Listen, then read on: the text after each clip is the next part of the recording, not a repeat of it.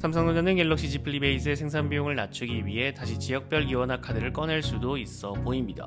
폰아레나의 보도에 따르면 삼성전자는 갤럭시 Z 플립 8에 스냅드래곤을 탑재할 가능성이 있다고 합니다. 지난 갤럭시 Z 플립 7에서 지역별 차별 없이 출시되는 전 모델의 엑시노스 2500을 단독으로 탑재했습니다. 하지만 이번 보도에 의하면 갤럭시 S 시리즈에 채택하고 있는 방식처럼 특정 지역에는 스냅드래곤 8 Gen5가 탑재되고 또 다른 지역에는 엑시노스 2600이 탑재될 계획이라고 합니다. 출시 지역에 따라 탑재 AP가 달라지고 있는 삼성의 폴더블 폰은 제가 알기로는 처음인 걸로 알고 있습니다. 스냅드래곤을 단독 탑재하던가 아니면 엑시노스를 단독 탑재하던가 둘 중 하나만 사용했던 것으로 알고 있는데 갤럭시 Z 플립 8이 AP가 혼용되는 첫 모델이 될 것으로 보입니다. 우리가 갤럭시 Z 플립에 엑시노스를 탑재하는 이유를 생각해보면 당연히 제조 비용을 낮추기 위함이라고 생각하죠. 근데 우리가 생각하는 것과 전혀 다른 상황이 펼쳐질 수 있습니다. 갤럭시 Z 플립 8에 다시 스냅드래곤이 탑재되는 이유가 제조 비용을 낮추기 위해서라고 합니다. 보도 내용에 따르면 이나노 공정으로 생산되는 엑시노스 2600의 가격이 $270 수준이고 퀄컴이 삼성전자에게 스냅드래곤을 공급하기로 한 가격이 할인해서 $230로 제한했다는 내용이 있습니다. 따라서 제조 비용을 낮추기 위해서 사용하는 것으로 예상한 엑시노스보다 스냅드래곤을 탑재하는 비용이 더 저렴하다는 좀 아이러니한 상황이 되었습니다. 이럴 거면 그냥 엑시노스를 다 빼버리고 예전처럼 스냅드래곤이나 단독으로 넣지라는 생각도 들지만 이게 또 삼성 파운드리의 양산 경험을 만드는 것도 어느 정도 일정 부분을 차지하지 않을까 싶기도 하고 또 지금 중국 스마트폰의 생산 물량이 줄어들면서 퀄컴도 판매할 물량이 작아지고 있는 상황에 엑시노스라는 존재가 있기 때문에 할인된 가격으로 공급 제한을 한 거겠죠.